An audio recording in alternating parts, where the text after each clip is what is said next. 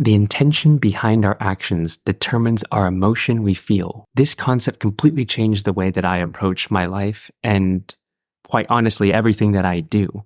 Because how you do something is how you do most things in your life.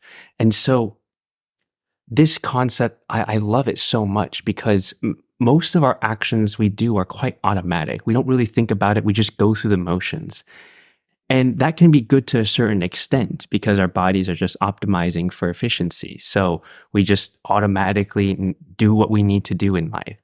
But if where we are in life, if we're not happy with that and we're constantly feeling some sort of negative emotion or going down a specific spiral, it's important to question our actions and, more importantly, the intention behind our actions, because that ultimately determines how we feel about it.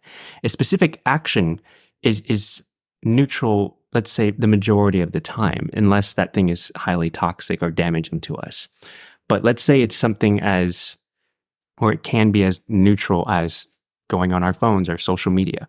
The act of going on our phones is not necessarily bad. It's just, what is the intention behind picking up the phone? Is it to call a loved one? Is it to distract ourselves from the present moment, or because we're bored, or whatever it is, to escape whatever feeling that we're experiencing at the moment? So you can see how the action of picking up our phones is neutral, but the intention or why we are doing it changes how we feel. So most of the time, we're most likely bored or distracting ourselves from a specific thing we're experiencing in that present moment. And what that does is it actually perpetuates that specific emotion. So let's say that we feel like we're not good enough, or we feel very anxious. Picking up the phone will only perpetuate that specific emotion if the intention is using it as a distraction. So for me, what I love to do is to catch myself right before I make any specific action that is automatic, that doesn't always necessarily lead to a desired outcome. I catch it right before I do it. And what that allows, and I actually question it. And what the question allows me to do is to open myself up and create this little space between this intention or this specific thought and then action. And in that space between thought and action is infinite possibilities. And what I mean by infinite possibilities is an infinite possibility to choose a different outcome, to choose whether to pick it up or to change the intention of why I'm picking it up, or to choose to not do it at all and to do something else. And that's why questions are so powerful, because they break the programming that we have.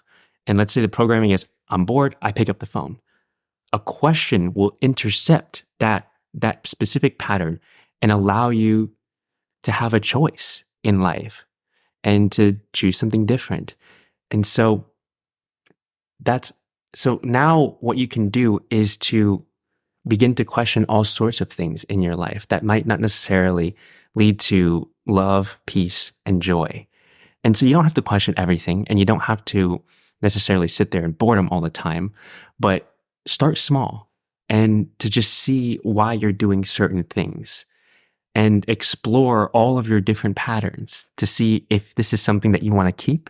If it's something that's benefiting you, amazing, keep doing it. But if it's something that isn't making you happy, that isn't promoting peace within your life, it's important to question it, to catch it, to see why you're doing it, see if you can change the intention of why you're doing it, or to change the action completely. And that's how you can change the emotion around the specific action. And another example is, let's say we constantly eat all the time or find ourselves snacking. It's important to question why we're doing that. Are we eating because we're actually hungry? So what's the intention, right? Are we eating because we're actually hungry, or are we eating to distract ourselves? And usually when we're doing any sort of action to distract ourselves, it will lead to a negative emotion and perpetuate it. And so it applies for anything. Why are we doing anything? Are we calling a friend to distract ourselves, or because we actually love them and want to check in on them? And so find a few different things, a few different patterns or behaviors that you have that aren't necessarily helping you in life. Question it, see what kind of intention you have behind it, see if you can change it, and choose something different. That is one of the most powerful abilities we have as humans, the power to choose something different. And that's what it means to be a conscious human that is aware of things. And so exercise that birthright that you have as a creator, as a spiritual being in this physical world.